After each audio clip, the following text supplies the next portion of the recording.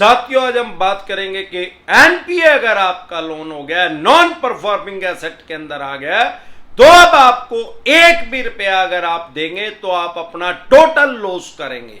साथियों, किसी भी तरह का लोन एनपीए में कब जाता है? 3 महीने के बाद। कोई भी बैंक या एनबीएफसी कंपनी अगर आपकी 3 ईएमआई डिफॉल्ट हो गई है, या क्रेडिट कार्ड का मिनिमम 3 महीने से आपने पे नहीं किया है, या सीसी अकाउंट आपका कैश क्रेडिट अकाउंट है, आपने लिमिट बनवाई हुई है और उसका इंटरेस्ट 3 महीने तक इनको पे नहीं किया, तो 3 महीने के बाद आपके केस को ये एनपीए में डाल सकते हैं। एनपीए की फुल फॉर्म है नॉन परफॉर्मिंग एसेट। ऐसा पैसा जो बैंक या एनबीएफसी कंपनी की नजरों में अब उसको फायदा नहीं देगा। इस सिनेरियो में लोग हमारे साथ पास बहुत से कमेंट आते हैं कि सर मेरा एनपीए में तो चला गया है, लेकिन अब भी मैं आधी किस्त पर मंथ इनको दे रहा हूं। भाई, आधी किस्त दे दे चाहे पूरी दे दे, जितना भी पैसा आप एनपीए के बाद इनको देंगे वो ले तो लेंगे, ना तो करेंगे नहीं। क्यों? आप अकाउंट में डाल रहे हो या उस अकाउंट से ईसीएस कट ही रहा है। एनपीए होने के बाद उसको ईसीएस को हटाते नहीं है। जितना पैसा आप देते जा रहे हो इनको, वो सारा ब्याज प्लंटी जुर्माने में काटते जा रहे हैं। आपका ना तो 1 रुपया प्रिंसिपल घट रहा है और ना 1 रुपया इंटरेस्ट आपका घट रहा है। अगर आपका केस एनपीए में चला गया है, क्योंकि इतनी जल्दी तो बैंक या एनबीएफसी कंपनी एनपीए में केस को डालते नहीं है। क्यों? अगर एनपीए में हर केस को ये डालेंगे तो इनका खुद से ये नगद हो जाएंगे। क्यों? पीछे लक्ष्मी विलास बैंक डूब गया, उसका 26% एनपीए हो गया था। सामान्य बोलचाल की भाषा में बात करें तो उसने 100 आदमियों को लोन दिया और 26 आदमियों ने उसका पैसा ही वापसी नहीं किया, तो उस पर खुद से ताला लग गया। हर बैंक एनबीएफसी कंपनी शेयर बाजार में लिस्टेड है और सब कुछ ऑनलाइन हो चुका है। अगर ये बहुत ज्यादा लोनों को एनपीए में डालेंगे तो इनका एनपीए का रेशो बढ़ जाएगा। आपकी स्क्रीन पे कमेंट बॉक्स के अंदर एक नंबर आया हुआ है 9306347314। इस नंबर को सेव करके व्हाट्सएप मैसेज करें, तुरंत प्रभाव से रिप्लाई आएगा कि कैसे आप हमारे साथ टेलीफोनिकली जुड़ सकते हैं, पर्सनल मीटिंग कर सकते हैं। यह नंबर मेरी टीम के पास होता है। अगर आप इस पे डायरेक्ट कॉल करेंगे कोई रिप्लाई नहीं आएगा, व्हाट्सएप कॉल करेंगे कोई रिप्लाई नहीं आएगा, व्हाट्सएप मैसेज करेंगे तो तुरंत प्रभाव से रिप्लाई आएगा। और जो इनका वो शेयर बाजार है, शेयर जो इनके हैं वो चूहे बन जाएंगे, मुझसे बन जाएगा, धड़ाम से नीचे गिरेगा इनका शेयर बाजार, औंधे मुंह गिरेगा। इनका 100 रुपए का शेयर कोई 2 रुपए में नहीं खरीदेगा। इसलिए हर लोन को एनपीए में नहीं डालते। पावर तो 3 महीने के बाद इन पे के पास आ जाती है। अब दूसरे सिनेरियो में क्या कारण है कि एनपीए में हर लोन को नहीं डाला जाता? दूसरा, क्योंकि बैंक उन लोगों का करंट अकाउंट खोल रहा है, सेविंग अकाउंट खोल रहा है, आरडी कर रहा है, एफडी कर रहा है और भी अन्य 50 तरह के कार्य कर रहा है, जिससे लोगों का पैसा बैंक के पास इकट्ठा हो रहा है। अब जब किसी भी बैंक का एनपीए बढ़ेगा तो लोग क्या करते हैं, उस बैंक में एफडी नहीं करवाएंगे, आरडी नहीं करवाएंगे, सेविंग अकाउंट नहीं करवाएंगे, करंट अकाउंट नहीं करवाएंगे, तो वो खुद से ही नगद हो जाएगा। दूसरा, जिन्होंने खुलवा रखा होगा वो भी अपना पैसा निकलवा लेंगे, क्योंकि आरबीआई की गाइडलाइंस के अकॉर्डिंग जब भी कोई बैंक डूबेगा तो आपको सिर्फ 5 लाख रुपए तक आपको मिलेंगे मुआवजा। फिर आपके चाहे उस बैंक में 50 लाख रुपए हैं, चाहे आपके 5 करोड़ हैं, अगर आपके 5 करोड़ उस बैंक में और वो बैंक डूब गया तो सिर्फ 5 लाख रुपए आपको मिलेंगे। 4,95,00,000 रुपए गए। अगर आपके उस बैंक में है 25,000 रुपए तो आपको 25,000 रुपए मिलेंगे, ना कि 5 लाख रुपए मिलेंगे। 5 लाख रुपए तक का इंश्योरेंस है। इसका मुआवजा आरबीआई की गारंटी जो है वो सिर्फ 5 लाख रुपए तक की है। अब इसमें कंडीशन क्या है कि जब तक बैंक का लॉक खुला है, बैंक का ताला नहीं लगा, बड़े ही उसका रेशो कितना ही अप हो गया हो, और किसी आदमी के 50 लाख हैं, 2 करोड़ हैं, 5 करोड़ रुपए हैं, तो एनपीए बढ़ने से जब तक बैंक का लॉक खुला हुआ है, ताला नहीं लगा उसके ऊपर, वो डूबा नहीं पूरी तरह से, वो आपका पैसा देने से इनकार नहीं कर सकता, चाहे वो एफडी है, आरडी है या जो भी है, व्हाटएवर आपके सेविंग अकाउंट में है, करंट अकाउंट में, उसको पैसा देना पड़ेगा। अब लोग क्या करते हैं, जैसे ही एनपीए बढ़ेगा तुरंत प्रभाव से बैंक में भागते हैं, भाई पैसे दे, डूबे गए तो इस वजह से बहुत ज्यादा लोनों को एनपीए में डालते ही नहीं है। लेकिन एनपीए में डालने की इनके पास पावर है। अगर एनपीए में डाल दिया, उसके बाद जितना पैसा इनको आप देंगे सारा बैंक के बाड़े में जाएगा। चाहे आपकी 5 लाख रुपए महीना किस्त है, आप ये ना सोचे कि 5 लाख में से 2-3 लाख रुपए इंटरेस्ट में काट लेंगे, बाकी के मेरे प्रिंसिपल या इंटरेस्ट में कंसीडर कर देंगे, प्लेंटी 2-3 लाख रुपए की लगा देंगे, यह सारा पैसा उसमें आपका उड़ा देंगे। अगर आपके पास एनपीए में आपका लोन चला गया है, 4-5 महीने की ईएमआई आपकी डिफॉल्ट हो गई है, और अब आपके पास उतना पैसा है जितनी आपकी 5 महीने की ईएमआई डिफॉल्ट हुई और जितना ब्याज प्लेंटी जुर्माना जितना भी लगा है आपके पास, अगर उतना पैसा है तो आप बैंक में उसको जमा करवा दें। कोई कहता है कि बैंक वाले लेते नहीं, अरे ऑनलाइन जमा करवा दे यार, लोन अकाउंट नंबर लेके ऑनलाइन ट्रांसफर कर दे, तो आपका बैंक का जो अकाउंट है, लोन अकाउंट है, वो नॉर्मल हो जाएगा। बैंकिंग की भाषा में उसको स्टैंडर्ड अकाउंट बोलते हैं। कुछ झोला छाप यूट्यूबर हैं, वो कहते हैं कि भाई ऐसे होगा नहीं, पहले परमिशन लेनी पड़ेगी। अबे बेरी की दुकान का तो पता नहीं किंग है, क्या की परमिशन लेनी पड़ेगी? किसी को पैसे देने के लिए भी परमिशन लेनी पड़ेगी यार।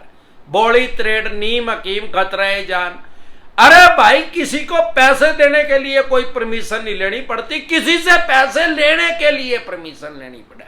अगर आपने पैसे वो उस अकाउंट में डाल दिए अपने लोन अकाउंट में, और कोई बैंक एनबीएफसी कंपनी अब भी उसको स्टैंडर्ड नहीं कर रही, तो इनका सीधा बैंकिंग ombudsman के पास इनकी कंप्लेंट करें।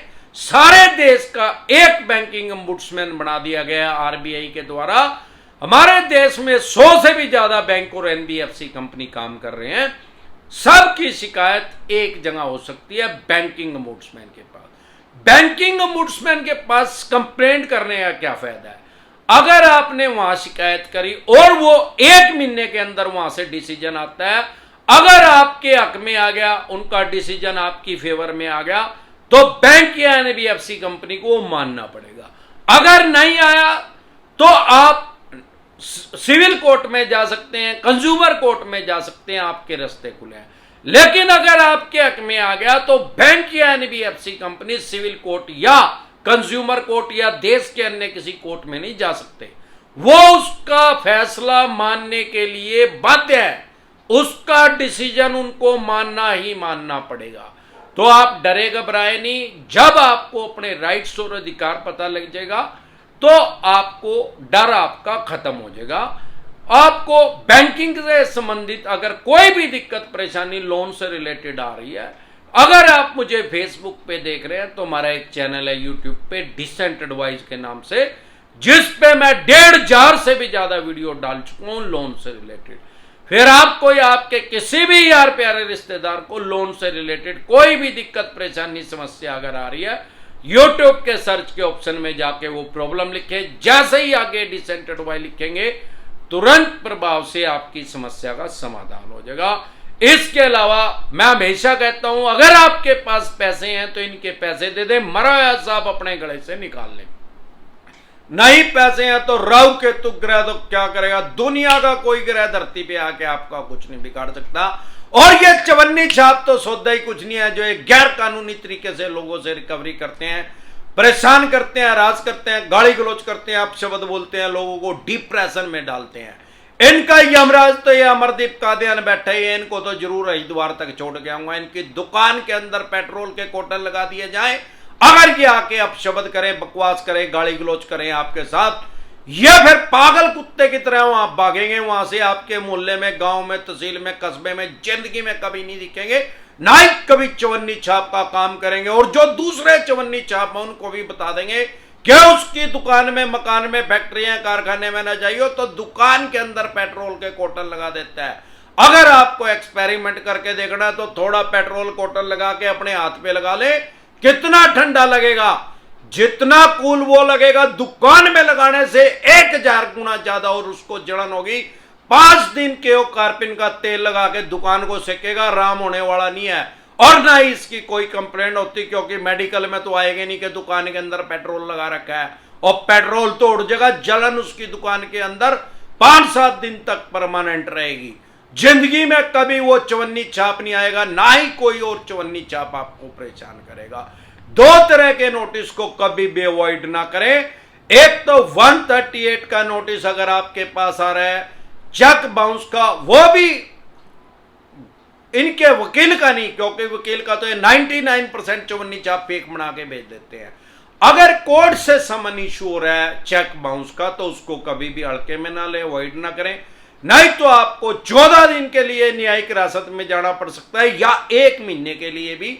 इसका मतलब यह है कि आपको कम से कम 14 दिन के लिए जेल में भी जाना पड़ सकता है। अगर आप इसको इग्नोर नहीं करेंगे तो इसमें तुरंत प्रभाव से आपको बेल मिल जाएगी, जमानत मिल जाएगी।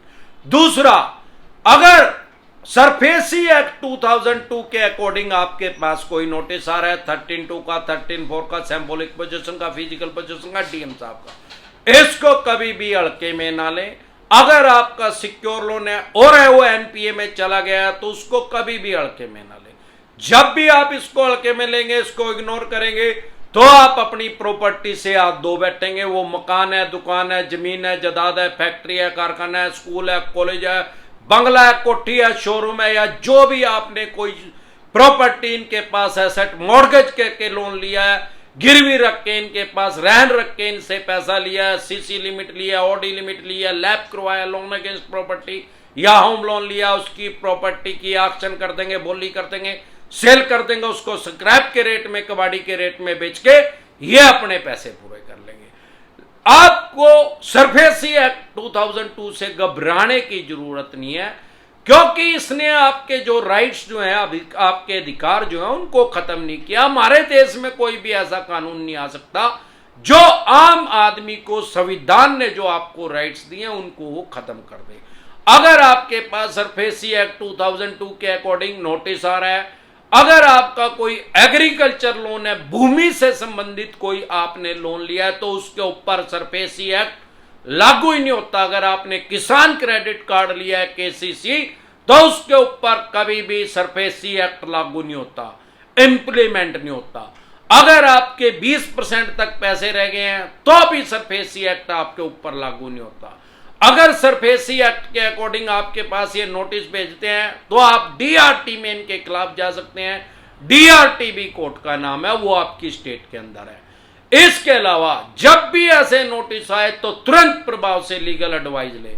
इसके अलावा अगर आप हमारे साथ टेलीफोनिकली जुड़ना चाहते हैं, पर्सनल मीटिंग करना चाहते हैं, फिर आपका लोन 2 करोड़ का है, 5 का है, 25 का, 50 करोड़ का है, जितने भी करोड़ का आपका लोन है, लोन से रिलेटेड जो भी दिक्कत, परेशानी, समस्या अगर आपको आ रही है, आपके पास किसी भी तरह का नोटिस आ रहा है, सरफेसी एक्ट 2002 के अकॉर्डिंग आ रहा है, 13(2) का, 13(4) का, सिंबॉलिक पोजीशन का, फिजिकल पोजीशन का, डीएम साहब का, 138 नेगोशिएबल इंस्ट्रूमेंट एक्ट 1881 का, जिसको चेक बाउंस कहते हैं, पेमेंट एंड सेटलमेंट एक्ट 2007 का, जिसको सेक्शन 25 बोलते हैं, या ईसीएस बाउंस भी जिसको बोलते हैं, या आर्बिट्रेशन एंड कंसोलिडेशन एक्ट 1996 का, जिसमें ये सेक्शन 62 के अकॉर्डिंग आपके ऊपर कार्रवाई करते हैं, या रिकॉल नोटिस आ रहा है, अन्य किसी भी तरह का कोई भी नोटिस आपके पास आ रहा है, लोन से रिलेटेड जो भी डॉक्यूमेंट्स है वो सभी लेके आप मेरे से पर्सनल मीटिंग कर सकते हैं, पर्सनल एडवाइस ले सकते हैं, या टेलीफोनिकली भी एडवाइस ले सकते हैं। हमारे साथ जुड़ने हैं, क्या प्रोसेस है, आपकी स्क्रीन पे कमेंट बॉक्स के अंदर एक नंबर आया हुआ है 9306347314। इस नंबर को सेव करके व्हाट्सएप मैसेज करें, तुरंत प्रभाव से रिप्लाई आएगा कि कैसे आप हमारे साथ टेलीफोनिकली जुड़ सकते हैं, पर्सनल मीटिंग कर सकते हैं। यह नंबर मेरी टीम के पास होता है। अगर आप इस पे डायरेक्ट कॉल करेंगे कोई रिप्लाई नहीं आएगा, व्हाट्सएप कॉल करेंगे कोई रिप्लाई नहीं आएगा, व्हाट्सएप मैसेज करेंगे तो तुरंत प्रभाव से रिप्लाई आएगा। एक बार जोर से मिलकर नारा लगाएंगे, जय ससुराल वालों की।